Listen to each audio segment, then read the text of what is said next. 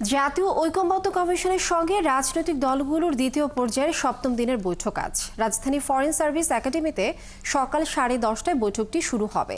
বৈঠকে সভাপতিত্ব করবেন জাতীয় ঐকমত্য কমিশনের সহসভাপতি অধ্যাপক ডক্টর আলী রিয়াজ।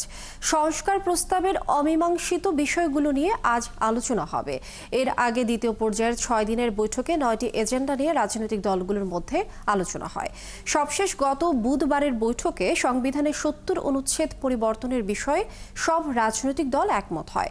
একজন ব্যক্তি সর্বোচ্চ 10 বছর প্রধানমন্ত্রী পদে থাকতে পারবেন এমন প্রস্তাবনায় সম্মতি জানিয়েছে বিএনপি। তবে নির্বাহী বিভাগের ক্ষমতা কমাতে রাজি নয় দলটি। সাংবিধানিক প্রতিষ্ঠানের নিয়োগের জন্য আলাদা কমিটি প্রস্তাবের বিরোধিতা করেছে তারা। এদিকে সংবিধানের মূলনীতি নিয়ে কমিশনের প্রস্তাবে অধিকাংশ রাজনৈতিক দল একমত।